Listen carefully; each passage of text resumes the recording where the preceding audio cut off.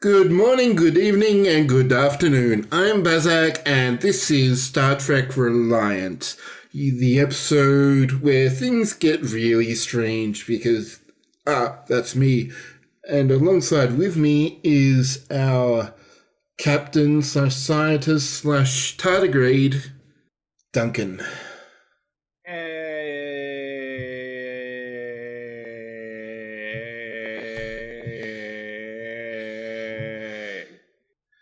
Hello.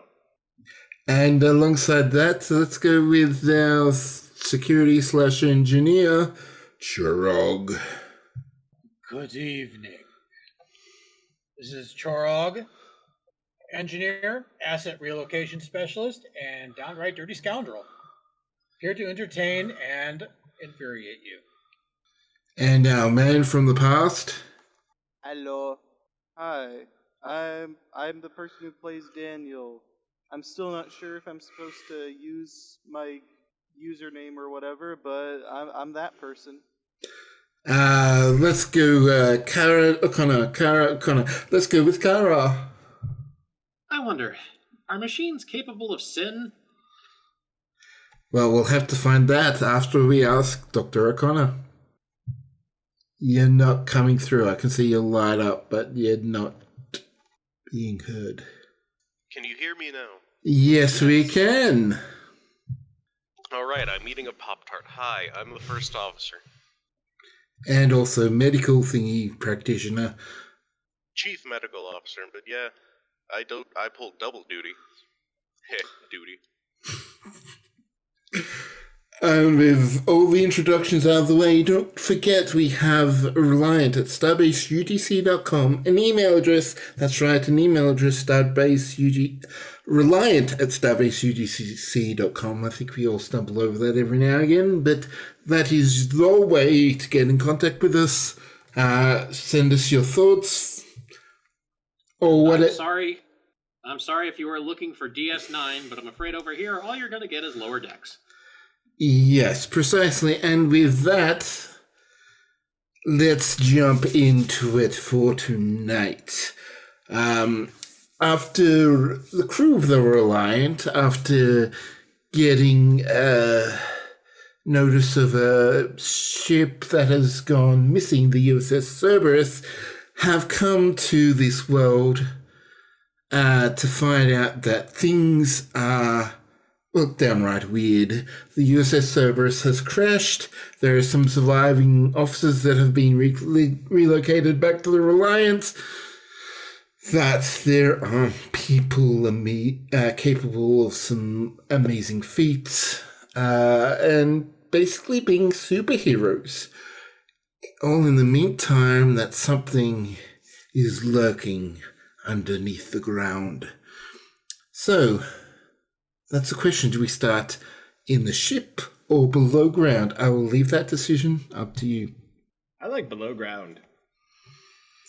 All right, we did leave down below ground at the end, so it does make sense to continue. So, just to remind everyone who is currently below ground.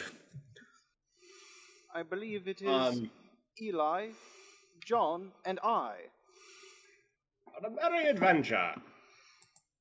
Okay, so John the Tardigrade, Eli, and Dr. O'Connor, you, once again, I'll re-describe the scene. You're in basically an essentially red mist that obscures vision out. You hear the sounds of movement, of clanking. Something is coming up towards you, and as you see, through the mist, a figure starts to form. It was initially running, but starts to slow down as it approaches. Is there anything you want to do before? I mean, at this point, John is just waiting to hug it, so... It starts to slow down and stops basically right in your face. It's like barely an inch. Let's just roll a dice to see who it goes. It stops right in front of Dr. O'Connor, just barely an inch from your face. And it has a loud, reverberating voice. Who are you? Say again?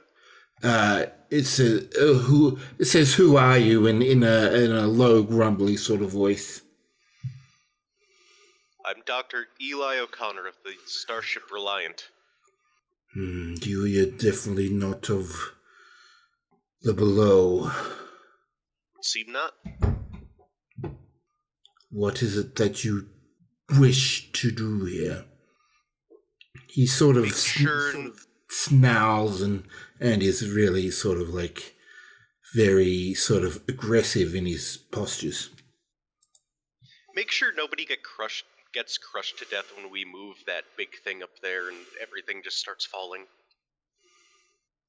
That's mostly what we want. Also, we're still not exactly sure what this red mist is, Daniel says, gesturing around them. So we also wanted to come down here to make sure it's not dangerous if we just kind of leave an opening once we move the ship. We have been living in this mist for as long as I can remember. I would recommend that you're kind. He sort of looks down at John for a moment and then just sort of like gets taken aback just because, John's an odd looking thing, and then looks back up to you, Dr. O'Connor, and goes, "Return." Well, could you tell us, do you know what this is? Because we don't want to do anything that could hurt anyone.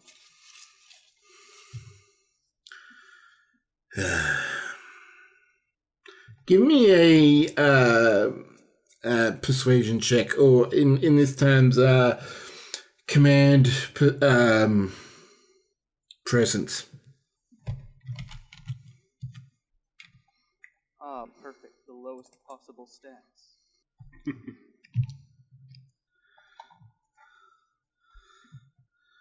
Hoping for complication of, what does this thing you mean, love?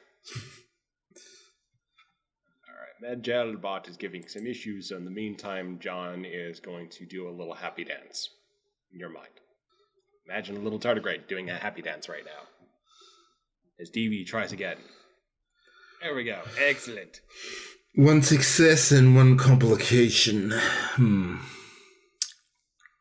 Very well. One of you can stay, but the rest... one of you can come with me, but the rest will have to stay. Daniel turns to Eli. So... You want to go, don't you? I mean, sure. I was going to ask if you want to do rock, paper, scissors for it, but if you'd rather go up... I mean, I was thinking you actively want to go with this guy. Or... I mean, if they know what the mist is, it's... Honestly... I know, but I'm asking if you want to go on this mission, or should I? Like, I don't want you to feel left out. You're still, like, stepping your toes into all this. Well, I mean, I guess I do have the better... I guess I'd say hazmat gear right now in case this stuff is dangerous to prolonged skin exposure. If it is, I will be fine. I died once. It's fine. Well, yeah, but you could mutate and still be alive. I won't mutate. I'll be fine. I have complete and total confidence in that. So, but I'm just asking what you wish. I do kind of want to go find out what the heck's going on down here. It's pretty. All right, then. See that's all you had to say. Go get him, champ. It's about time you made a decision. Come on. If I hear of either of you two it points towards O'Connor and John, move from here, I will know. I mean, if we do move, we're literally just going back up there. Like I said, we just came here to make sure nothing killed someone by falling, but yeah. And he just sort of snorts at that and motions for DB to follow. Daniel follows into the mists and the caverns beyond. So it takes a couple of minutes before you start to see, I want to say buildings, but it's more sort of stone, but it's stone that's polished and sharp and very rigid. It's very much a building, like a wooden building if it was made out of pure obsidian. There's a glistening to it as you approach, and as he leads you through it, there's more of these buildings, and they're taller and larger, and you see various. No, you don't see anything because the mist is too thick, but you hear this large roaring fire. You hear clanking and movement of large and heavy things. It's a rather surreal experience knowing that there is a lot going around here that you can't really see. Daniel uses his scanner to just kind of help him get an idea of the layout around him. Not going for any details, just kind of actually, I honestly don't know what I'm trying to describe right now. Yeah, it's sort of like a mini map of the area kind of thing. Yeah, just trying to just get a basic map of structures around us. And you do. You seem to be walking on streets on flat level surfaces, but you can see from just outside of the flat walkway that there are little boulders and little ornate, seem almost purposeful in terms of positioning and placement. Rock equivalent of landscaping. But the buildings are large. You are reading movement that is large. You see movement that is quick. The scanner is detecting movement above your head, quiet, silent movement of just sort of flying above you. You can hear sort of the sensor detects this burst of energy, a quick burst of energy that suddenly dies in one of the buildings nearby, and then a sudden drop of energy just sort of followed after. It's pretty weird down here from what you're reading. As they're walking, Daniel asks the mysterious stranger, "So how long have you all been down here? This seems like it would have taken a while to build." We have been down here longer than any of us can remember. Our parents, our grandparents, grandparents have all lived within these caves. We will get to our destination soon, and then your questions will be answered. And with that, he sort of goes into silence as he leads on to this last building. This is sort of larger and more ornate. It's full of columns and arches and hard corners. Stone is some of the corners are even very sharp from the little that you can see and from what you're reading on with your scanners.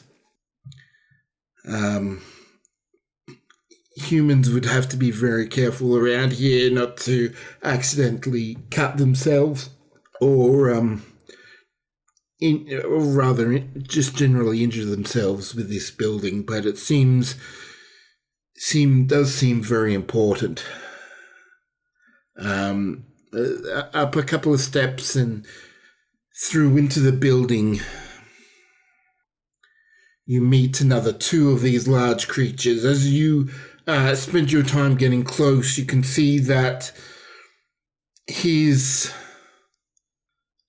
person is like a bit like 1.5 times sort of larger than a standard human, pretty much in all dimensions. They're sort of like a giant. You can see his skin, but with the red mist, it's really hard to get an idea of the colouring of their skin or their hair, which there is. It's you see hard, sort of like stone or metal. It's hard to say. Kind of like pauldrons going over and round. Armor, sort of like a half plate in terms of like full plate for the top half of their torso, and then sort of like a metal long shorts that go just above their knees, and these metal sandals or flip flops. And so eventually you're led there and then led through this building by these two others whom the third follows, so all three of your guidance sort of go through and then lead to what seems to be a council chamber. You hear murmuring, you hear laughing, you hear discussions of all these sorts of different things, too soft for the translator to actually discern, but loud enough and echoey enough that you can't not hear it. There must be hundreds, maybe even thousands of people somewhere in the midst that you are standing in the midst of that can hear. The scanner is picking up like these sort of archways, these sort of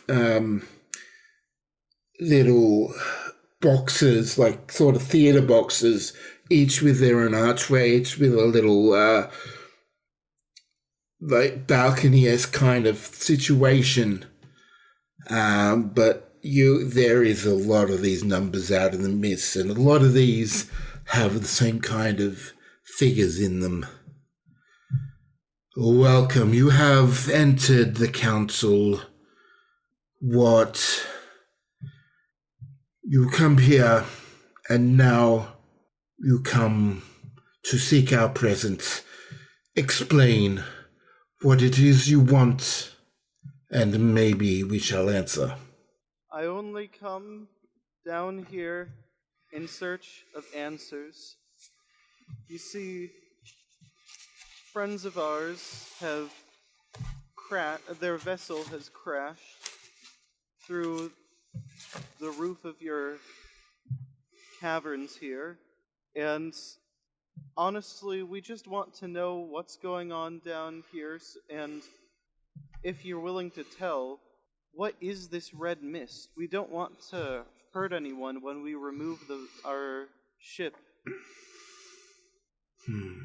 Well, finally those of the surface come to speak to us. We have known of your presence a long time. It is rather shame that this vessel that you speak of has broken into our home. It is out of a desire not to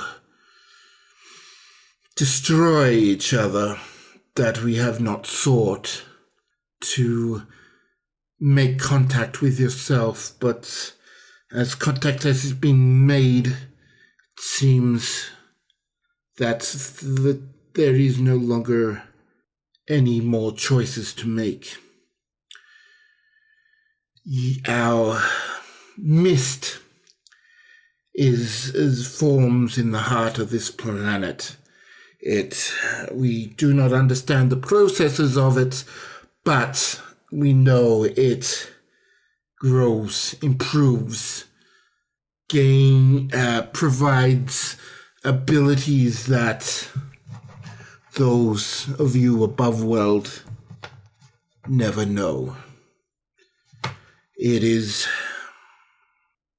because of this mist that we are able to survive, and because of this mist that we dare not go above, because with its powers and abilities, then there would be nothing. That all the strife and the turmoil above would be focused on us, and we would be destroyed. So, well, it is up to you how this thing happens. What happens next? Whether we go to war, or whether we can remain at peace. I am so sorry. There's been a bit of a misunderstanding here. So we do, me and my friends back there do come from outside these caverns, but we are not of the people you think we are. I don't know if I'm allowed to go into detail right now, but suffice it to say, we are not affiliated with the people who live above you. That does change things then. If the surface world is still unaware, then we can keep the status quo. Though we would require that your ship that has pierced our realm be either removed and the damage repaired so that no piercing has been done and that we are still separate from the surface, or that your vessel remains plugging the hole between us and the surface. Well, I don't think we can just leave the ship here, because the people above know about it, and they've already, a few of them have already come to investigate the crash. So we do need to at least we do need to move it somewhere. Well, we are working on trying to plug the hole once the ship is moved, though. I have some ideas. Maybe we could be able to assist you if we were to be able to talk with some of your people that would be responsible for repairing this damage. Okay, I can probably arrange a meeting. Do you want us to come to you, or do you want to come with me back to us, or We would. You have seen our world. It is only reasonable that we see yours. Okay, you come to us. It is. Has anyone ever seen the surface of this world? We have not left. Okay, because fair warning, it might be it's going to be a lot brighter than you're used to. We are aware enough that there is, of the conditions, we have some knowledge of the surface world. If you want, I can lend you my helmet when we go up. It has a visor on it that cuts out a lot of the sunlight, So, We will have our preferred. Well, we have our own methods, even though your helmet would be rather small for one of us. oh, yeah. Yeah, sorry. I forgot about that. Blame it on the mist. Well, it seems we have an agreement. Are we to go now, or would you prefer to talk with your people first? I should probably call ahead and tell them tell them we're on our way, just so they know what's gonna happen. If you can give me a minute. Very well. If you need some privacy, you may step out of the council chamber. Thank you. I'll just I'll be back in a minute. And Daniel just kind of shuffles off outside the door. And oh, sorry. Yeah, no, I was just saying you leave and you find a corridor. You don't hear anyone. Can I get a scan from you? Because I think you probably would scan forward to see if there's anything else. So let's go inside security. Wait, what am I scanning? Just to make sure that you think you're alone.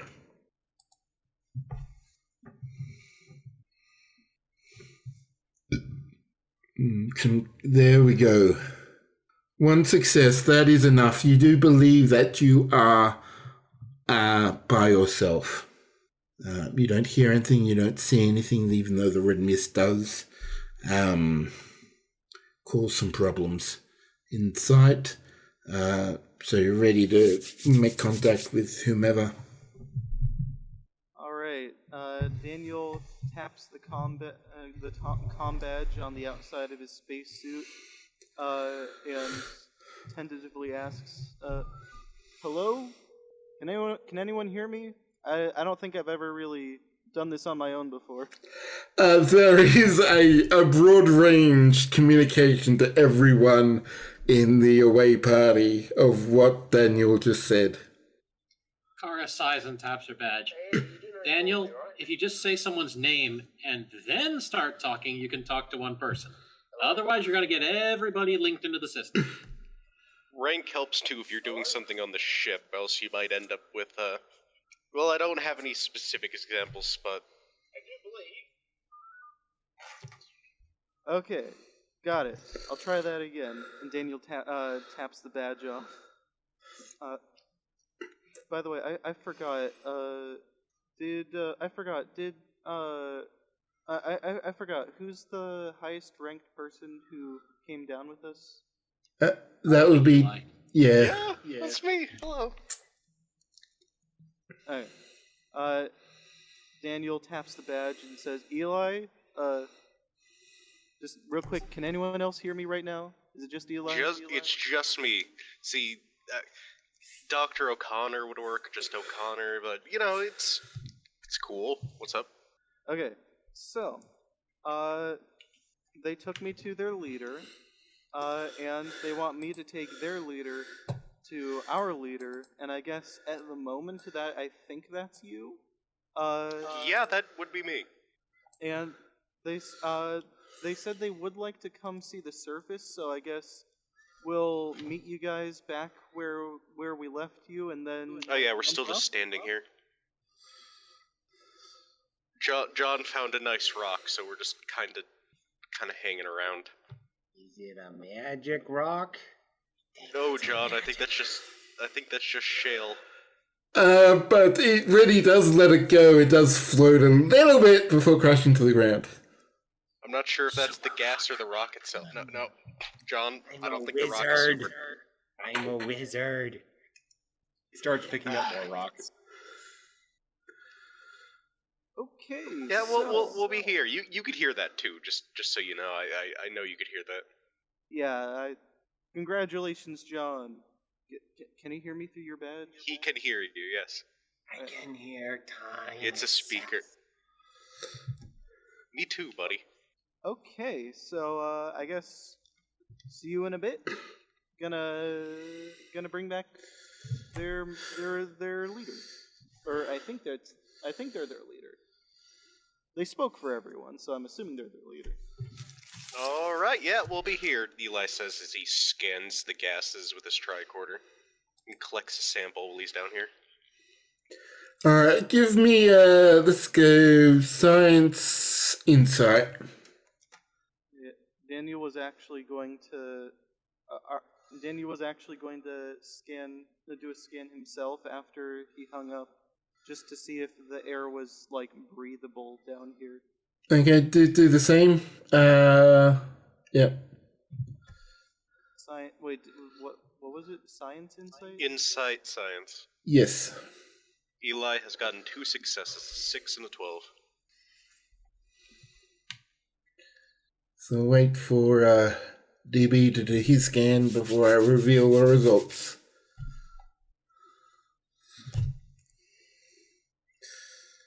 Alright, so for Dr. O'Connor, there is definitely some mutagenic properties to the gas. You sort of sealing it, it sort of, as you're looking at the gas itself sort of changes and moves. And as you watch it interact with rocks and other skin, it's not it's not sort of rampant in that it's sort of uncontrolled. There does seem to be, like, it does take the nature of the property of whatever it is interacting with and changes it, gives it something that it never had before. You also, John, is sort of like, there is a little bit of electricity sparking around on his back. And that's related to it. It doesn't seem that he notices it at all. Whatever this electricity is, it's not harming him. Hey, John. John, buddy? Yeah. You should put on a mask. But, fine. Yeah, John, you're shocky right now. But I become like superhero. Listen, buddy, that might interfere with the EPS conduits. Let's just make sure Rick Tier doesn't have any problems, and then, let you breathe all the gas you want. John reaches into his shoulder bag and pulls out a little tardigrade mask. He goes over his face, and it's kind of like a little bubble. And Eli grabs a sample of the gas. A big sample, a lot. Yep. So you've got the sample, and Daniel, DB, you do detect that, yeah, it is breathable down here. There is plenty of oxygen and enough carbon dioxide, and it does seem, whatever the gas is, it does seem to be like a neutral agent in terms of, like whether you can breathe it in or not. It won't affect your breath. As far as anything more than that, you don't really know. All right. So Daniel walks back into the council room and says, okay, so,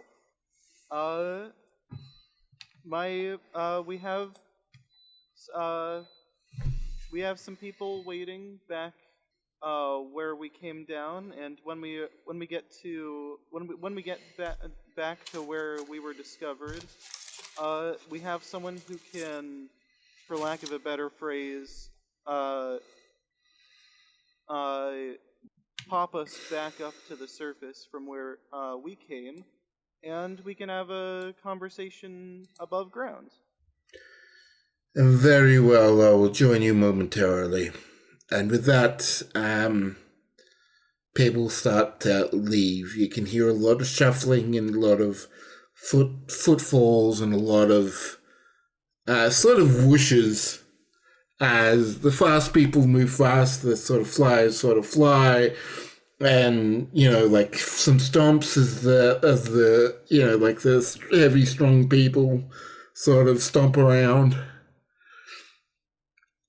and not too long, the person who you presume was the leader of the council joins you. Daniel lifts his visor up on his helmet, breaking the seal, and reaches out a hand for a handshake, and says, "Hi, sorry, figured might as well officially say hello. It's kind of a bit formal back there, impromptu conversation. My name is Daniel." He looks at you, Daniel, before he reaches down and actually does shake your hand properly, which is a bit unusual if you really think about it. But he does shake your hand, and his hand sort of is able to wrap around your whole hand. It's sort of like his hand your hand dwarfs his, and as you go, welcome. It is a pleasure, Daniel. You may call me Rylos. Sorry, was that Orios or just Ryos? Just Rylos. Rylos. Oh, Rylos. Okay. Well, good to meet you, Rylos. I guess the friendly person who led me here can, unless you know the way back to where we came from, I guess they can lead us back. You hear a familiar voice that is like slightly. Now that you've heard other people, even though as low as his voice was, it was slightly higher than Rylos, and then they were this way, and starts leading both of you back towards where you were. It doesn't. Sorry, it doesn't take long for you to return back. Eli, hello. Good news. Yeah. The air is safe to breathe. I'm aware. And here is Rylos. It is an honor to meet you. Give me a presence command check. Also, Eli, just remember Daniel opened the visor on his helmet because he thought it was okay to breathe the air down here. I mean, technically it is. You're just gonna... Eli still got his respirator on. I am Rylos. It is a pleasure to meet you. He turns around and sees the other guy. You may go. We will be fine from here. And the one that led you back and led you to there and back, starts heading off after a brief look back. But he's gone. And it's the three of you and this Rylos. Now, in the meantime, let's jump back to the ship. With that part sorted, let's jump back. There was this engineering person, Nathan Chorog, and who else is there right now? Setza, I believe. Kara. Yep. Kara looks over at the power display reading 69%. I don't know, you want to hook my phaser rifle into it? Those things don't make enough power. We need another power source. I mean, I could go up and get the power source for my regeneration unit. I mean, that's got some juice. Pretty adaptable too. Yeah, swing by my quarters. I have a portable power generator in there. That'll do it. And Nathan sort of examines going deeper into the relays and systems. We're getting 69%, but with the amount of EPS conduits, EPS power that is getting relayed to it, it should be getting like 110%. This standard power is not putting in as much as it should. Okay, so what you're saying is that the generators aren't running the spec, like, right? Or like no, like the generators are outputting power, but the power is not. Well, it's sort of both. Like really, that the EPS conduits are full with plasma, and that's running, but the plasma isn't pushing all that power actually into the impulse engines. We have an EPS clock somewhere, and I have the solution. is it a bottle of venom? Oh no, I need a whole barrel of stuff. I don't know where this is going, but I'm intrigued.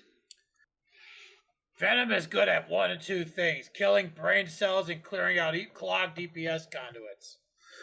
I'm not seeing any clogs here. It's just that the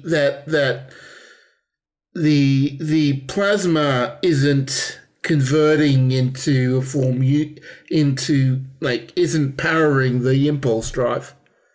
The plasma's there. Everything is there. It's flowing. It should be getting like 100% power, but it's 69%. This isn't related to the planet's anomaly, is it? Well, that's the only thing I can think of. Okay, I kind of figured we would have already corrected for that, so let's work on that then. We could just, we've got most of the information on the shuttle on how to correct for it. We're getting, we've tried. We've done everything that we can with that regards. It's just need some external, like maybe native power source. So what are you expecting? Some giant guy to come up from underground, pick up the ship, and lob it into orbit? No, but if the plasma isn't powering the impulse drive, then we need something that will, and if the physics does seem to be working different here, then maybe we can translate something that's more native to this planet. Okay, I get you. We need native batteries, power supply, something like that. Wait a minute. What's the status of the Bassard collectors? The Cerberus's bizarre collectors are damaged beyond repair. What if we jury rig some kind of collection device and use some of this native atmosphere stuff to try to power the engines? Look, if you're going to do that, I'm going to go wait on the shuttle. Oh, where's your sense of adventure? What's the worst that could happen? The ship turns into a black hole? Oh, no, if we're careful. I've spent my entire pirate career jerry-rigging ships to work off things that shouldn't work. I need to try this. Setsa, we should go, shouldn't we? Yeah, I have a feeling this isn't going to end well. I think I might need to go guard the outside of the ship. I'll see you guys later. And Kara starts to head for the exit. Oh, that just leaves you and me, Nathan. I guess since Rick isn't here, you're the one in charge. First, we should run a simulation and make sure this is actually going to work the way I think it's going to work. All right, let's do a reason engineering. Nathan will support you.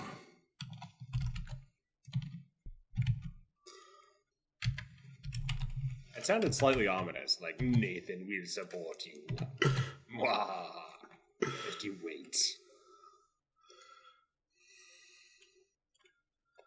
All right, you do get to what you're able to do on your pad. you can get some minor Bassard collection, but it's not really going to really resolve the issue. It's not going to be enough to make any real difference. And with the plasma conduits, the relays, all that, as full as they are, powering through, it could result in an EPS rupture. Alright, well, it looks like from the simulation, my idea is not going to work the way I thought it would. We need to find out the exact reason why the plasma is not powering the engines like they should be. It seems like there's there's a seal that's not opened or a valve that's not opened somewhere. I've gone through the diagnostics I don't know how many times. I haven't detected anything like that. Well, what level diagnostics have you run? Well, a couple of different, apart from taking this whole ship apart and reassembling back together, I've done everything that can be done within the constraints that we have. There is no indication of any flow disruption. There's no indication of any kind of blockage. There is no indication of anything that might indicate that there is a leak or rupture or anything. The power's going from here to there, coming back. Wait, the power's flowing there, then it's flowing back? Well, it's doing its doing its usual loop thing. You know what? You stay here, monitor the systems. I'm gonna go crawl around the Jeffries tubes for a bit. I want to check out something. All right, I'll be here. And with that, Chorog finds an access way into the Jeffries tubes and begins backtracing the power conduits. All right, give me an inside engineering.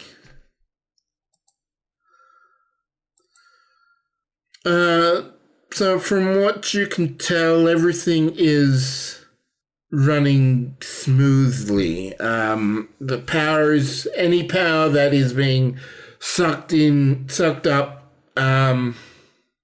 by the impulse drives are being sucked up, and then what is not is available to the rest of the system. It's just there isn't anything that indicates that you can push more power through here, or that there is some kind of inefficiency going on with the actual loop, with the actual EPS conduits themselves. Chorog is sitting in the generator tube thinking to himself, what the hell is going on here? We should be getting full power to those thrusters. Chorog's began trying to process things in his head, makes his way out of the Jeffries tube back to the engineering compartment. Everything up there looks fine. It's just we're not getting power to the impulse drive. I'm stumped why this is going on right now. This is some weird stuff that we're in. Is there any way to get any kind of force field around the impulse drive to shield it from any outside factors? Do we have enough juice in the shield emitters to get anything up? I mean, we can, but whatever's in there is already going to be in there. So unless we have a way to repel the gas or push it out of the impulse or whatever it is, I don't even know what this stuff is to get it out of the system. Okay, I know this is going to sound like beating a dead horse, but what about reversing the polarity of the neutron flow? Well, we haven't tried some really off-the-wall wacky stuff yet, so, I mean, we could give it a go. I'm not sure how it's going to go. This might just all go belly up and just everything shut down.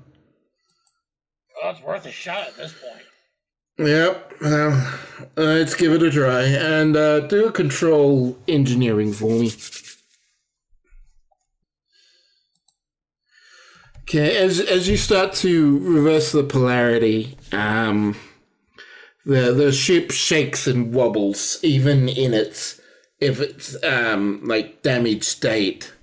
The power reduces, and it starts to get a bit more violent. You're as things start doing that like polarity shift. Things you get to the point where you realize that it's either going to collapse and remove the power, like depower everything, or you need to switch it back immediately. Hey, we need to shut this off now before we kill ourselves. Yeah, I see it, and the power returns to normal. The lighting dipped as you were doing it, and then it sort of like comes back to full power. I really think we just need to find some alternate local energy source that's built for whatever this thing is. Maybe the locals have some kind of power generators. Because the idea worked. It's going to shake us apart before we get off the ground. Yeah, I was just going to swap over to Kara and Setzer, who at this point have reactivated their disguises and made their way to the shuttlecraft. Right, so power source. Land closer to the city, walk in. I don't know, buy batteries at a convenience store? Do we know what they use for money? Did we collect that much information? We should probably ask Rawl first. Yeah, I suppose that's a good idea. Kara goes ahead and types in that request back to the ship while piloting the shuttle to the edge of the city. They better not use some kind of like point system where we have to perform good deeds and heroics in order to score money for foods and stuff. Look, if it comes down to that, we can just become supervillains and steal what we need. I mean, that could be fun. All right, you get a message back from Goral, who has been basically immersed in all the TV, the commercials, has been it's pretty much has one of those TV setups where there's 20 screens, 30 screens, and with each with different things going on in each of them, and has just been watching that and sort of gleaning anthropological data from this vast amount of video that's just being pumped into the area onto screens, and Gorel sends you some replicator patterns. All right, let's see what we've got here.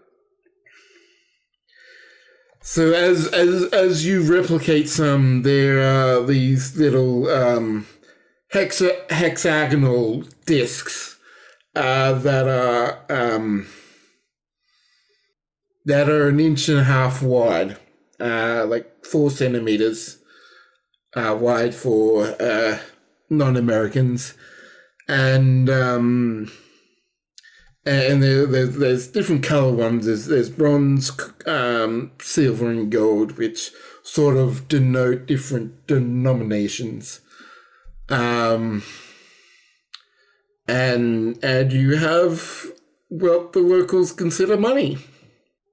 Kara grabs a bunch of it and shoves it in a bag. Well, you know what they say, hexagons are bestagons. Oh, so this doesn't mean we get to become supervillains? The idea is not off the table. Let's see what we can go find in, a store first. We only need 1% of power, but that's still going to be a relatively large generator of some sort. All right, ready to go. And Setsa stands up and in her heroic leotard and cape. Well, here's to hoping that we don't actually cause that much of an impact. And the pair walk into town. Alright, so you find some out-of-the-way place to land the shuttle that's still close enough. So out of the back of behind a building that is just sort of like out of the wall of a warehouse.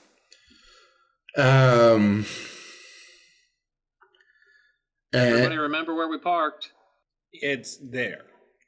Park there. And you make your way into the center of the city with various public transports and using the coins that you have. It's 1 copper coin to get you all the way into the center of the CBD. Kara keeps her eyes out the windows. Power, batteries, something. Did you want to do a scan? Sure, if she's got a moment and nobody's looking, she'll do a sneaky scan.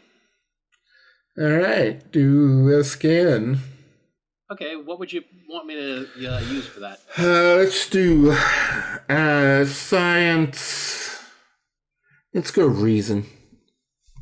1 success. Yeah, there are a number of power sources. There's actually a lot of them, but they're all sort of like for low-end consumer electronics kind of a level of power. There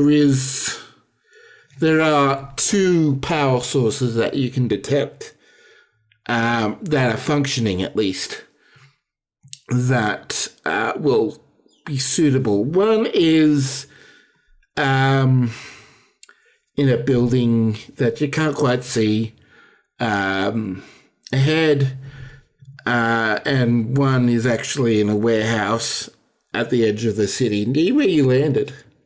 Kara leans forward and just kind of bops her forehead against the window and passes the tricorder to Setsa so that she can see that they are now moving away from the power source.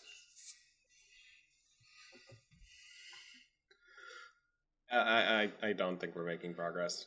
Not going this direction, no. We should get off at the next stop and turn around. Yeah. All right, so you turn around and make your way back to near where you were.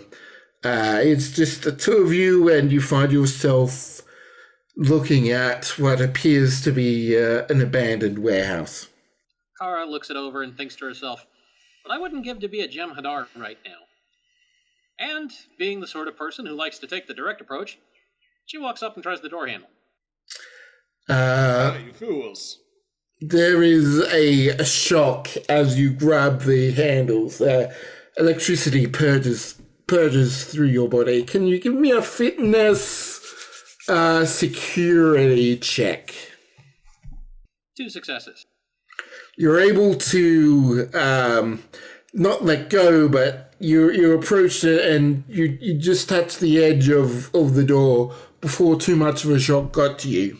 So you're able to withdraw without suffering any of the major drawbacks. There's a lot of cursing as Kara holds her organic hand to her chest. Yeah, but okay, they really take security seriously around here. Setsa looks at the door and says, "No, are we under attack from some magnificent villain? Oh, you must apply drastic action to overcome this obstacle that has been put here by our nemesis." Kara is still kind of bent over holding her hand. If by supervillainous action you mean electric lock on the door that shocks you. And let's take a break at this point as Setsa and Kara figure out what to do with this abandoned warehouse.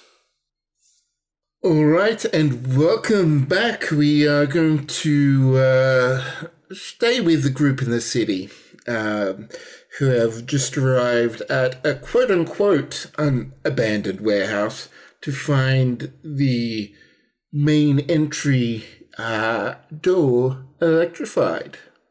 How about we commit some crimes? I like crimes. Good. Kara pulls out her phaser rifle, aims it at the door, and fires. All right, roll control security for me. 2 successes. And roll, what's the, roll security plus 3, I think it is, D6s.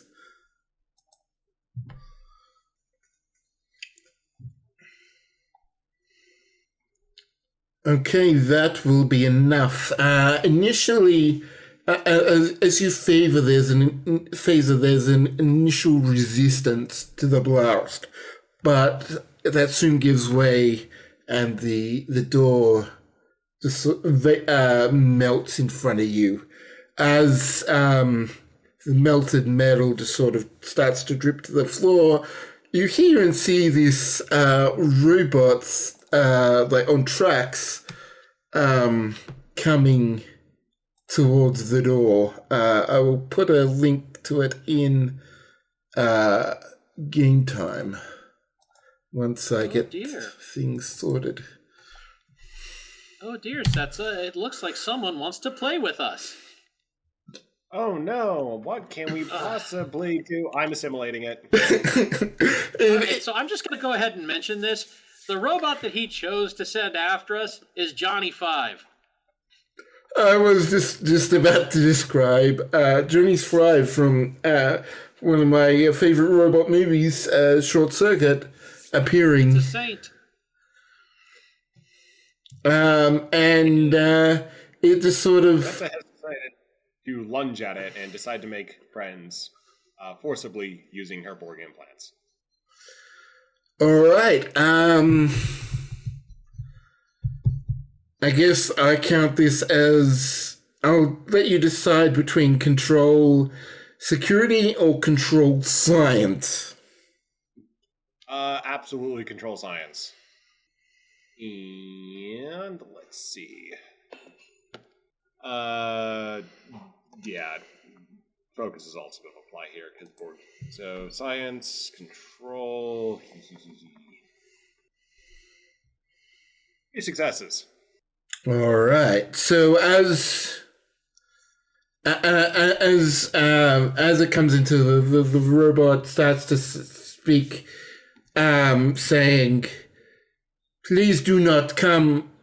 And then by the time you've already latched onto it, it sort of spazzes and like it in Chorog's gift, really, as if the Borg nanites are interfering with its basic motors and movement ability. It sort of like starts wiggling about very jerkily and very, like it's like you're attacking it, but soon it sort of like rests and relaxes, then sort of raises up and says, "Welcome.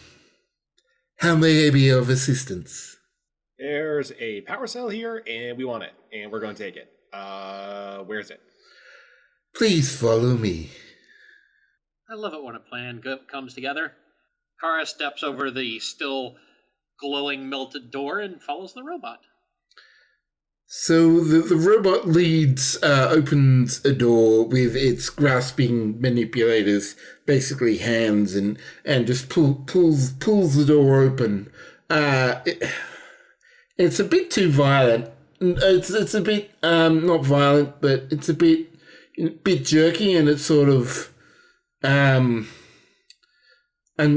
like hasn't properly learn how to use its new figures in its new state, so it damages the door a bit, rumbles the door before finally getting open, and to meet about 4 individuals, 4 native locals, around a table playing some kind of card game. Kara just calls out, "Honey, I'm home!" They all look at you and start to panic. One pulls up what looks to be some kind of, is that a phaser, ray gun, something like that? Another pulls out like this slightly oversized pistol that, it has one giant massive bullet in it. Others are sort of going into melee fighting stances, ready. Oh, I love it when you make my job easy. She aims for the phaser guy and fires. Roll the attack. 2 successes. All right, so At least as long as we're using control. yeah, this is control. So the guy with the phaser screams out and sort of in an overly dramatic sort of way, just throws the phaser away as he collapses back into the chair that he was sitting at. Cool, a welcome scream. And now it's the guy with the oversized bullet, who is going to attack Kara. I'm just gonna put a roll in of 1, which jams. The giant gun sort of jams as it goes, and actually, because of the complication and the fire, you know what? The gun's going to explode in his hand, taking him out as well. Setsa gestures to the exploding gun and says, "Ha-ha, you are powerless before my mystic dark arts. Now surrender your battery, and the rest of you may live." Give me an intimidation, presence command. I mean, this is basically... Okay, so you're not trying to intimidate, you're just putting on the airs. I mean, yeah, it just set as intimidating as it can. Okay. He made the roll anyway, and look what happened. Okay, and with that, the 2 remaining ones sort of look at each other and they just run off. They sort of share a knowing glance, and you can tell they're going, "Screw this," and running out the other way, probably out of the facility. Hey, after we get the battery, do you think Graves will let us keep the robot? I mean, if we name it, sure. We name him. I think Clyde is a good name. I see Sparky. I like it. Anyway, let's find that battery. Yeah. Clyde, come over here. Where's the battery? The battery is in the lower levels. The elevator to reach the lower levels are located just beyond this room. Hey, let's go take that elevator. And go through let's it. go get in the confined metal box where it might be out of our control. What could go wrong? I mean, we got through the first layer of goons. Oh, don't get me wrong. Kara says that, but she's still headed for the elevator. Setsa shrugs and heads over to the elevator. So the Clyde now presses a button to call the elevator. He drives in on his little conveyor track wheels, and then waits for you to enter, then goes back up to the front and presses the button for 3. There's 3 different levels, basement levels, which you're going to go down. Is there elevator music? There is a ding, and they go ding, and it is basically this girl from Ipanema. Kara giggles. I like this place. And then there's another. There's a different kind of tone ding as you go down each of the levels before a final ding and a shutter stop as the elevator reaches the ground floor. The doors open and Clyde starts going through. What was on top was very like sort of rusty looking warehouse looking. This is full sort of clean room, bright, well lit, sort of like a high tech kind of something that would not be out of place in a Starfleet lab or Daystrom Institute. Kara gives a quick look around as she starts to step out. Okay, I'm not sure if we're supervillains or superheroes yet, but I'm coming down on the side of superheroes at this point. Yeah, I think so. I mean, this place absolutely has to have a Doomsday laser. Plus, heroes might have a robot, but they don't tend to have henchmen. No, they more have wards. Those didn't look like wards. If they were, boy, is that a learning experience. I'm going there. As you start saying this, more goons start to come in, but I'm not going to negotiate the combat because it's going to be very easy for you to deal with them. Sorry, I'm just imagining like when all the guys run in an Austin Powers movie, and Austin just blithely points his gun at them, bang, bang, bang. Yeah, it's pretty much that. And the power generation unit for the mega laser is this way. Cool. It's not going to explode or anything when we take it, is it? I probably should have asked that much sooner. There are disconnection techniques available because the station has moved in the past and will likely be moved in the future as the League of Justice. Yeah, so we're definitely superheroes. Anyway, they future-proofed it. That's good. So with that, and you open the last door to the power generation room, and there's this after facing just some more very ineffectual mooks as they come past. Do you ever wonder where they get the money to pay these guys? They probably don't. I think it's probably like a work study or like an unpaid internship program. Like eventually you'll be made a supervillain, but you need like work experience. I mean, that's pretty evil. Yeah, I guess it would be. And with that, you see a proper villain who is dressed in blacks, purples, a long flowing robe that's just sort of lays a little bit on the floor behind them. They have this like faceless mask on that is just sort of like a general overall, like, you know, oval kind of flat kind of face with holes cut out for eyes and a grid for the mouth. I have to do this before he gets a chance to talk. Kara shoulders the rifle and says, "This is a robbery. Give us the power core and no one gets hurt."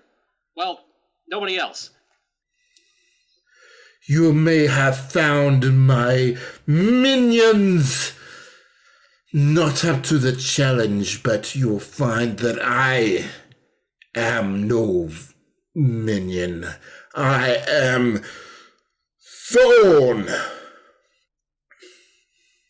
There's a deafening silence after he announces his name where, presumably in any other opportunity, something would happen. Setzer raises his finger and says, Hold on. Got a wedgie here. Hold on, just a sec. There we go, got it. You do not know the name of Zorn. How can... This is not possible. Can I shoot him yet? Yeah, go shoot him. Yay! Kara pulls the trigger. Okay, roll for the attack. 3 successes. Okay. Roll 66 for me. Whatever it was, the 3 plus security. D6s. Not as good as the door.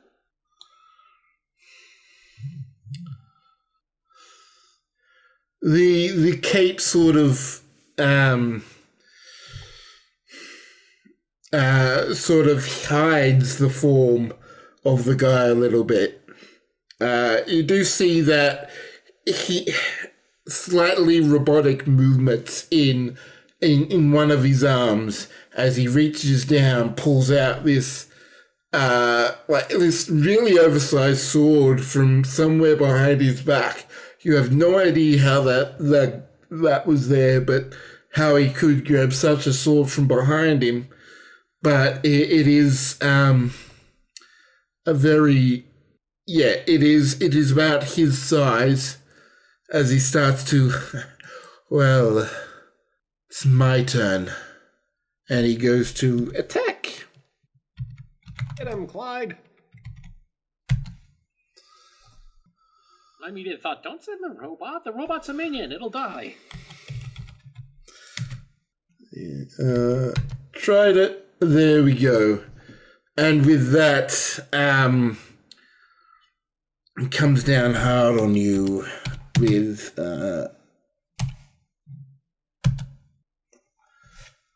Ow. yeah. He managed to cut into your arm, damage your cyborg arm a little bit. It is a bit on the fritz, a bit of sparks, a bit of hampering of your abilities. Hey, watch it. That was brand new. It will now be dead like both of you. Technically, it's dead already. It's not alive. Shut up! I got him to break character. The guy said that. He did say that. That's what Kara said, too.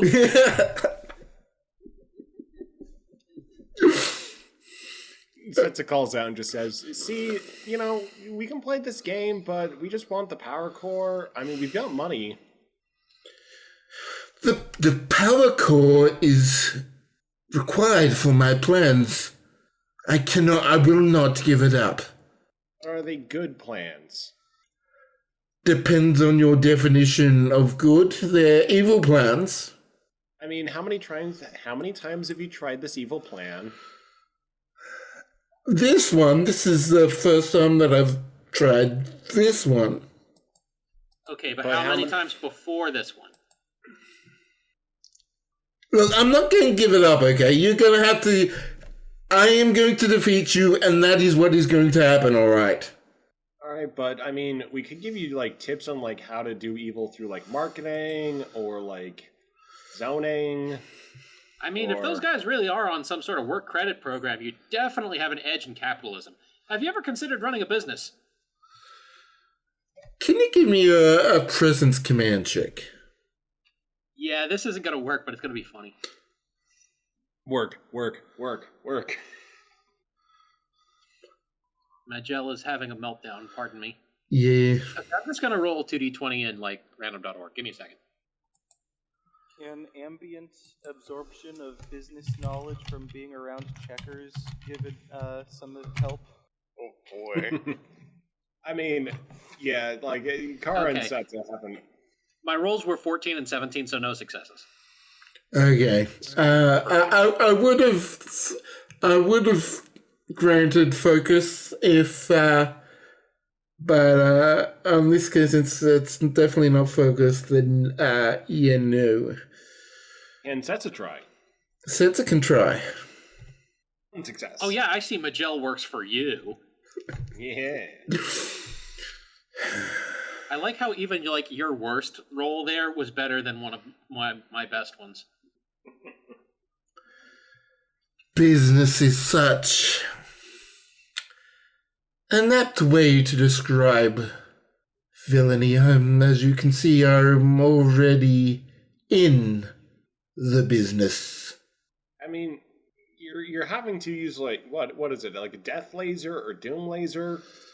I mean, that's kind of on the nose, at least in terms of evil plans. I mean, you could just buy a lot of property, rent it out, and just have everyone do your bidding that way. I mean, you even use non-complete clauses. Ooh, he goes. And he starts to pace, pondering. A sort of We're totally going to mess up this world, aren't we, Setsa? I mean, it's kind of an improvement over Doom Lasers, though. He starts pacing around, temporarily lost in thought. You know what? For that, I will grant you this power supply. I don't need it anymore. Now that you remind me, I already have such a substantial collection of properties. If I were to monetize them, maybe I could. Yeah, I mean, also think about electronics companies, especially ones that, like, don't let you repair the stuff and just, like, come up with the same thing year on year. I mean, that, like, is also really evil towards the environment. Subscription models. And one final piece of advice that I think you'll find very useful in your villainy career.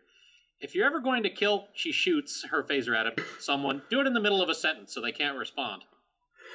Okay, roll an attack. Oh, she has to roll for it. It's Three surprise. 3 successes, and that'll be enough. With the 3 successes, you knock them out. You can decide to kill them if you want to. Oh, she wasn't going to, but she just looks around and says, God, I hope that was recorded somewhere. I've wanted to use that trick for so long. There are security cameras throughout this facility. I can access and download the footage. Oh, excellent. So he can learn even the final lesson. Would you like me to purge all other data? Nah, we're just here for the battery. Let's get it and go. All right. Starting the process. And he will move over to a console, and like a little prong will stick out and connect, and start the process of shutting down the power, and packing it up, getting it ready for transportation. Right, so we've got a battery, we've got Clyde, and we may have created the worst supervillain the planet has ever seen. Or the best, depending. I guess it depends on your criteria. Yeah. We have done things, yes. And let's leave this out of the report. Yeah. And with that, let's jump back to Dr. O'Connor, DB, and Tardigrade. So John, as you arrive, it's the 3 of you and the leader of these underground people.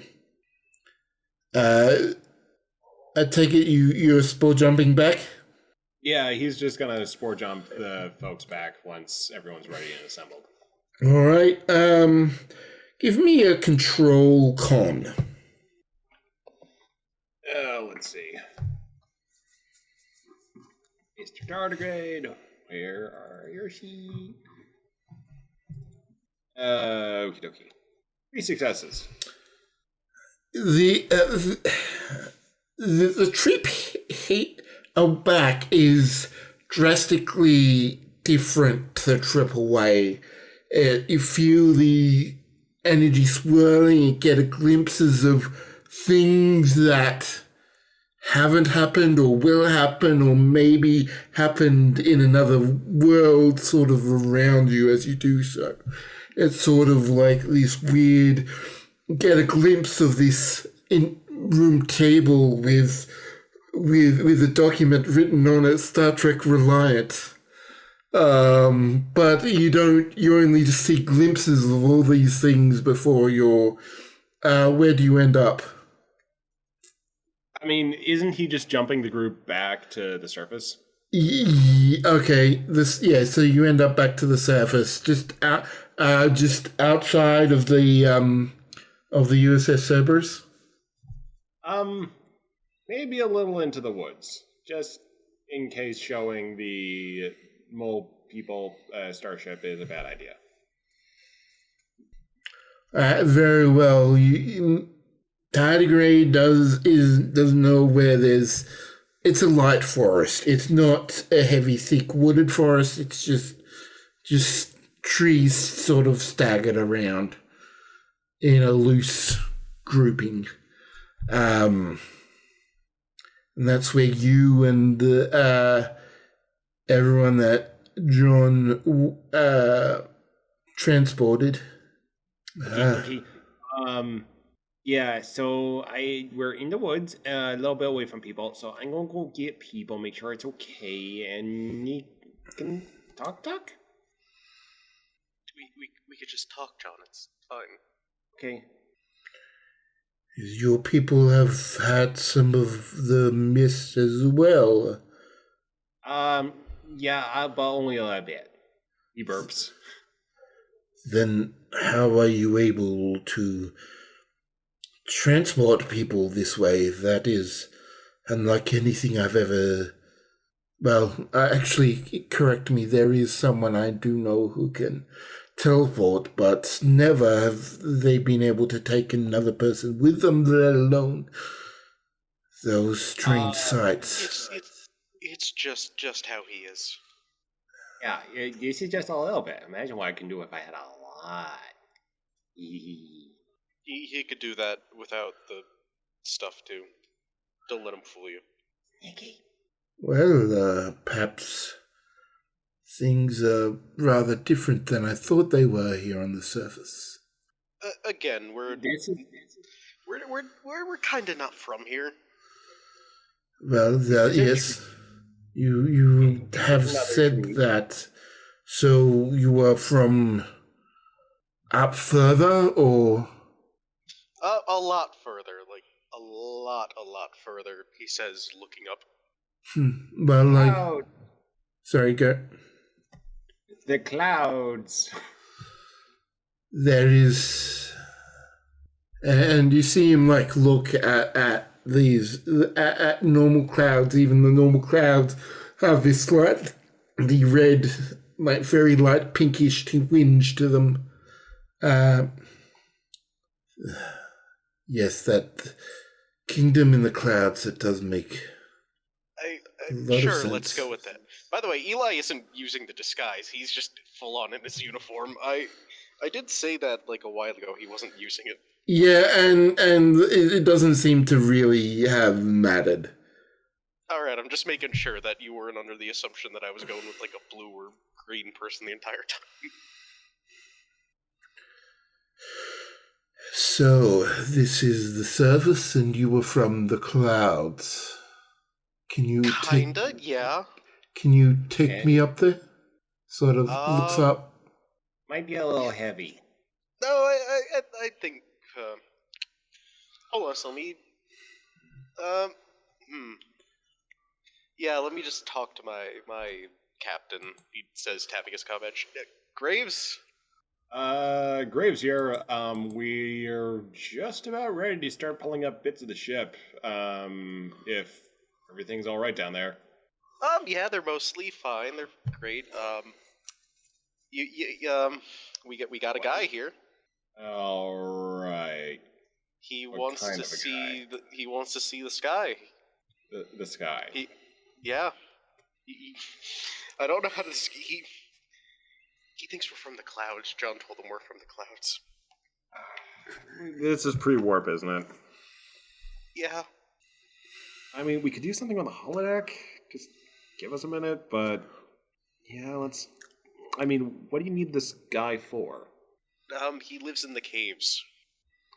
Okay, He so wants to meet with us. All right. Well, we can work something up on the holodecks. I mean, is it like a? Yeah, I mean, just listen. Everyone that here has superpowers. I don't think they're going to be, too long until they have warp anyway. All right.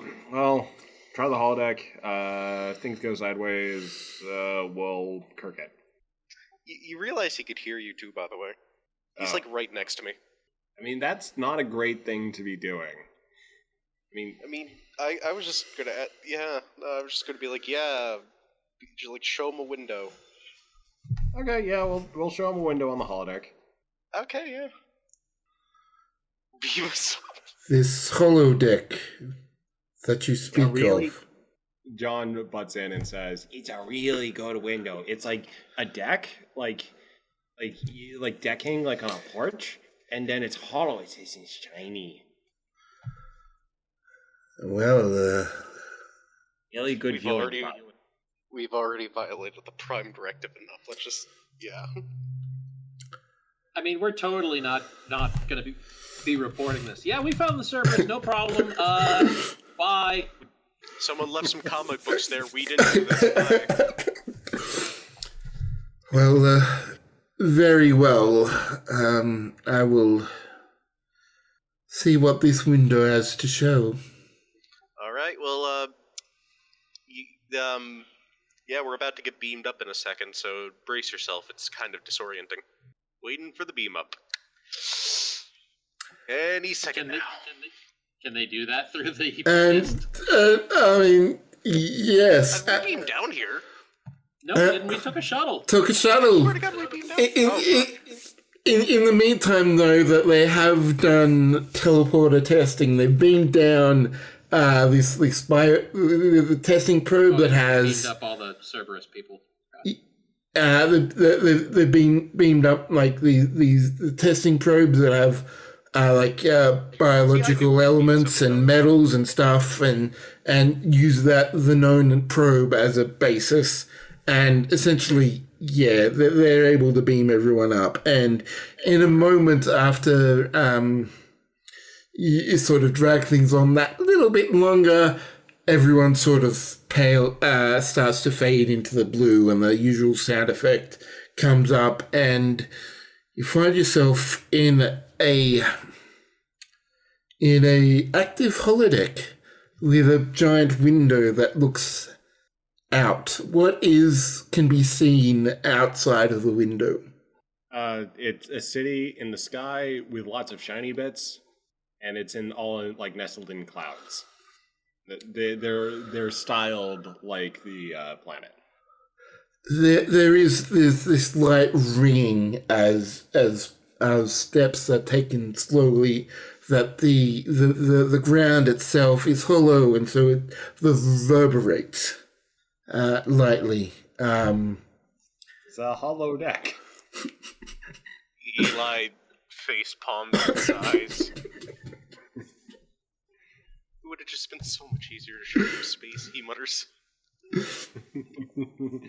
John proceeds to take the alien on a tour, making stuff up as he goes along about the functions of the city. While John and I forget his name, Rylos. Or Rylos. Yeah. While John and Rylos are touring the hollow deck, Daniel turns to Eli and just asks, why can't we just tell them that we come from space? They're the leader of an underground civilization that plans to stay underground. If we just tell the leader we don't want to interfere in the development of your civilization, so please keep this a secret, is that really so much harm? Honestly, I think it'd be fine, but, Starfleet has other ideas. So fortunately, John is distracting the Rylos right now, so you're able to have this conversation without Rylos paying any attention to it. Eventually, though, Rylos does come back and starts to stare out of the window. Well, you certainly have upheld your bargain. We have the ability to move large rocks, and we can help lock them in place. If you were to remove your vessel, then we would would be able to fill in the gaps. We can, if you were to able just help to hold rocks in place long enough for us to close over the layer, then we can get the job done quickly and not let as much of our blood mist leave. Of course, I think we could manage that. Then we'll get our ship back into the sky seas. Sky seas are when it's like really like it's overcast and there's just lots of clouds and everything looks kind of gray and washed out, and you're like, oh, it's not a good day to play today. But then it starts raining and then it gets muddy and then it's a really good day to play. Remember, boys and girls, if lying doesn't solve your problem, lie harder. And with that, he does seem rather convinced. Well, you've held up your end of the bargain. I will need to return to coordinate our efforts. We will get to work once your vessel has been starting to be removed. Of course. We're really good at this. No, we're not.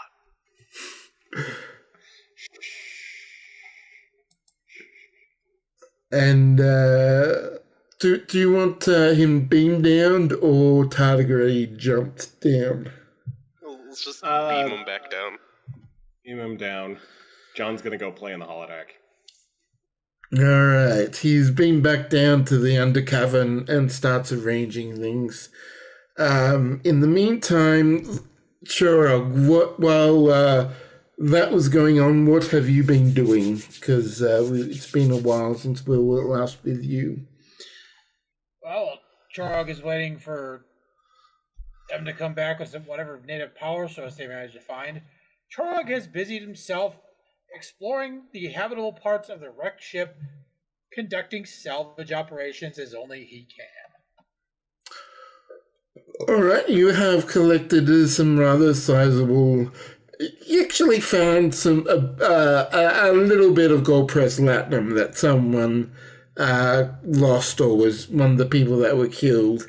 Some found scattered in the hallway or under some debris. But otherwise, it's just sort of mainly damaged, but repairable parts that if you wanted to keep, you can. Churog's comm badge chirps. Chorog, here's his wrist device. Chirp, press it. This is Chorog, go ahead. So, we might have committed some crimes. And you left me behind? Shame on you. Yeah, funny thing, we actually committed crimes against a criminal. Double fun. So, anyway... I'm proud of you. We stole a giant glowy battery power core thing from a supervillain after giving him a bunch of advice that could change the world. I mean, probably not. Well, I did say could, didn't say would. What does it matter? You got the part. Oh yeah, we got a robot too. Ooh, robot. Security. You can't take Clyde apart. He's our But I fan. can upgrade him. Yeah. Can we give him legs? Well, I could do more than just legs. Okay, this is getting a little bit strange, so we're gonna fly in with the thing. Yeah, bring it to the engineering section. I'll go run some tests on it and see what its compatibility is. I scavenged some parts. I might be able to build some kind of step-down device for it. For the moment, I think a really long extension cable would be good. Well, it's your lucky day, because I salvaged a bunch of ODN conduiting. And with that, Kara turns off the communicator. It is not too much longer that the shuttle lands, and you make your way to Churog. Nathan is still at the console, sort of standing there. Is that the power supply? Yeah, Clyde's got it. It's that, thing. And Clyde is slightly sort of just turns around the corner, following behind as it is unfamiliar place, and it's this sort of large. It seemed much larger in the villain's lair than it is. It's sort of, with it all, it compressed to about like a 3-foot capsule with like 2 bands with like these LED kind of things like wrapped around it. There's like a rotating, colors rotating around on both of the rings that are around. Look, it's got RGB. That means it's the high quality stuff, right? The colors are pretty, but I don't know if they do anything. But I mean, you never know with this place anyway. You can just set it down over there, Clyde. Thank you very much. All right, well, let's try and get this figured out on how to connect it to the impulse drive. Trog pulls out his tricorder and begins to scan it, looking for accessible ports. Yes, can I get me a reason engineering with Nathan will support?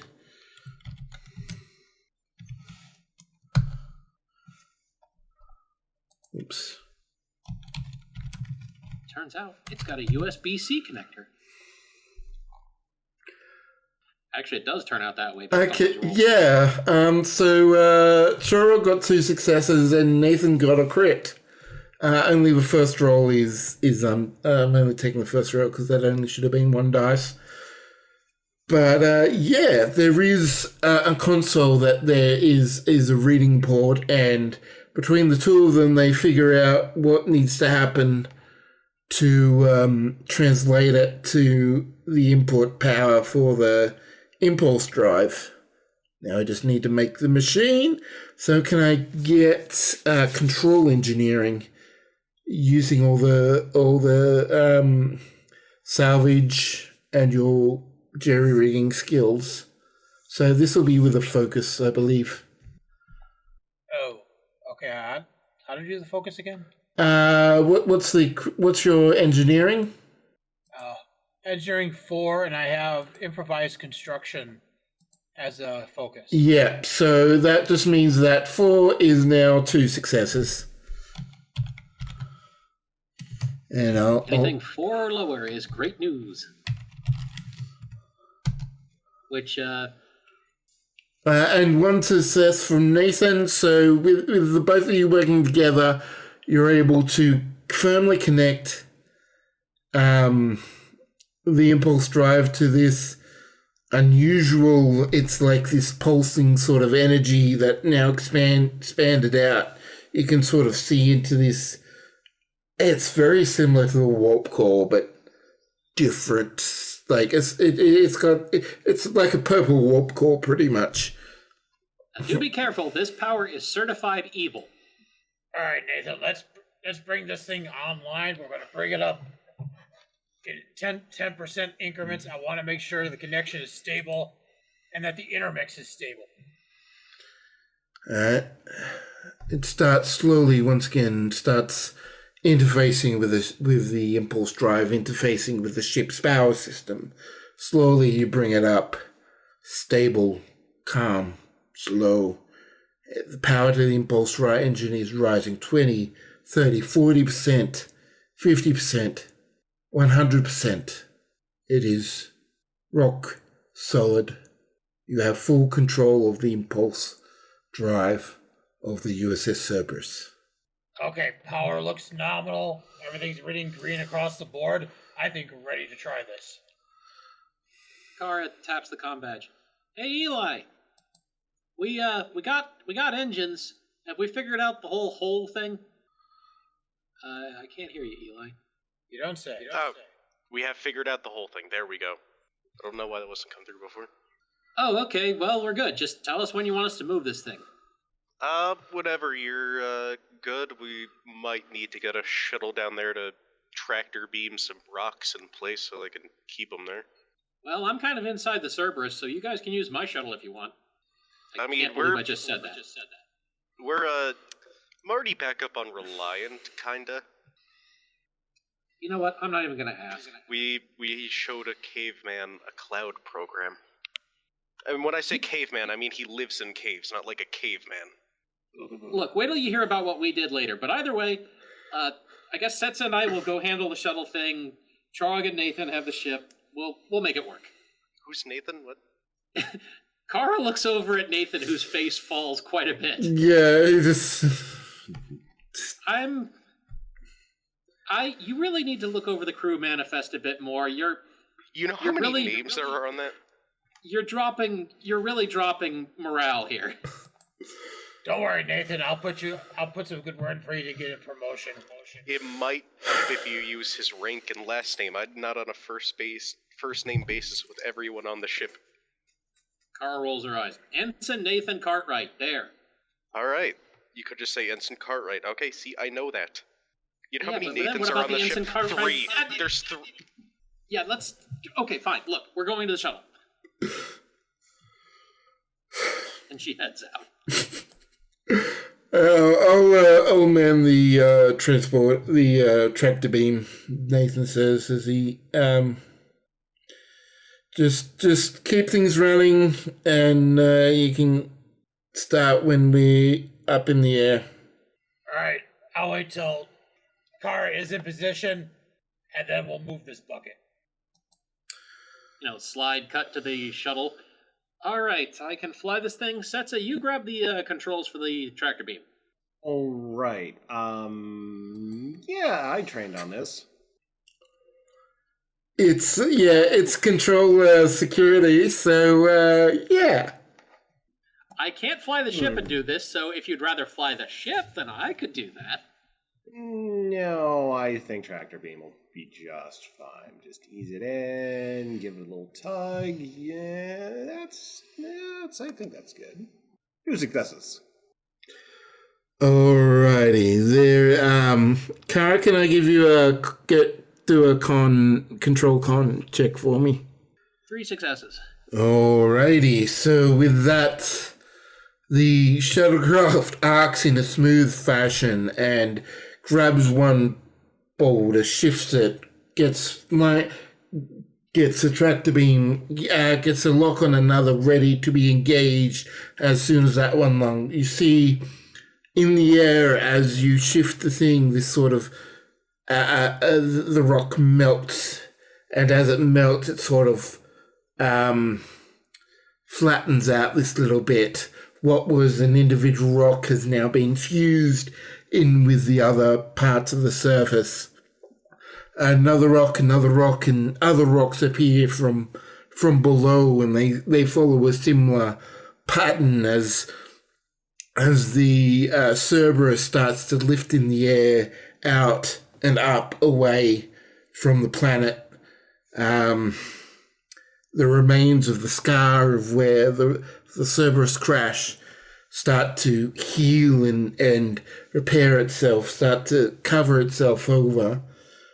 The gas, the red gas mist is coming out of the air, but not a lot escapes. Still a significant amount, but nowhere near amount as if it wasn't left alone, or if it wasn't quickly covered up and prepared. Soon the Reliant takes over from the shuttlecraft, pulling tractoring the remains of the USS Cerberus into space, out of the gaseous anomaly, out of the planet, and the surface is once more restored. The surface and the underworld have been locked away separate from each other. Boom, boom, boom. Ba-dum, ba-dum. So is there any scenes anyone wants to make before we end it for tonight? Yes. Before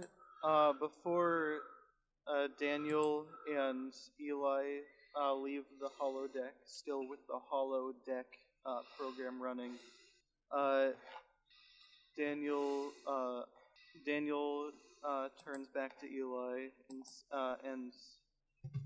and asks, you know, even if we don't tell them, even if we're not telling them that we come from space, we've already irreparably changed their like we've already made irreparable impact on their culture and history. Like, we've told them that there's a city in the clouds that we come from. Someday they're going to find out that's not the truth, and if they don't, like, who knows what that can turn into. Sets raises a hand and says, "We basically just created a mythology." Oh wait, Sets is like on the shuttlecraft, right? Yeah, we're on the holodeck. Oh, okay.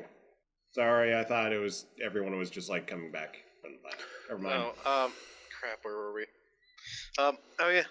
Well, you never know. Maybe somebody will put a city in the clouds. You see this place. I realize, yes, what you said, very true. We're just bullshitting all this. I get it. I really got no justification for it. Other situations, yeah, Prime Directive is nice, it's good. Here, I don't even know where to start. Like, I'm sure I don't fully understand exactly what the Prime Directive is yet, but like, there's got to be situations like these where we can make some kind of exception, right? Oh, there are exceptions. A lot of exceptions. Really, it's more of a guideline than a rule, but yeah, it's complicated. Couldn't we have just said we live among the stars instead of the clouds? At least that's some semblance of the truth. Oh, I wanted to say that, but John kind of got to it first. We had to go with his lie. I don't know. The first liar gets dibs. Well, I hope we don't end up too. Let's try. I guess we should just. I don't like playing Play-Doh, giving all people their allegories. Right. But yeah, if you think about it, someone else probably did something a lot worse to change the planet. So be thankful that wasn't us.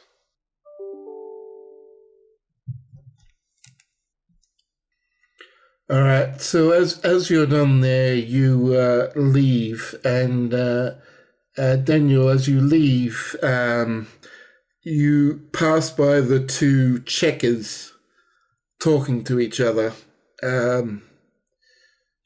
One checker feels off, as if he doesn't belong. I guess Daniel stops and just asks, "Hey, you feeling alright?" Best day of my life. We're about to go play World War I in the holodeck. Go ahead, we're done. Oh, we didn't even know anyone was. We were just about to set it. Hey, you wouldn't happen to know where I can get a spare comm badge, would you? Eli's looks over. What do you mean, spare? Did you lose yours down there? That's a bad thing. No. I have one, but it's a little tedious having to. I don't know. We've broken them before. Sometimes I have to swap one from my uniform to the outside of my suit. We'll get you some bonus ones, yeah. I mean, like, where would I go to get a new one? The replicator, engineering, wherever. It's all good. I can just make one? Yes. Oh, cool. Well, I guess I'll see you later, Plato. And Daniel walks off. At least he didn't call me Diogenes. All right. Any other scenes that anyone wants to have? I do have one other, but I can save that for after any other scenes, if anyone else has any. With everyone being quite vocal, sounds like you're right to finish up with yours. Quick question: Would Daniel be allowed? Would Daniel be allowed to beam down to the cave to say one last goodbye to the people that they met down there? I mean, that's up to the captain, but I would generally say that probably not. No, yeah, you're not going to go back. We're Reliant is going to be leaving the system. Yep. Okay. But okay, never mind then. I guess I don't have a scene. I was gonna do a cheeky little thing. All right. Well, with that, then we end tonight with the Reliant having a extractor beam on the remains of the USS Cerberus, warping away from the planet with its red mist around it. The end. And remember, is it really stealing if you steal from a supervillain?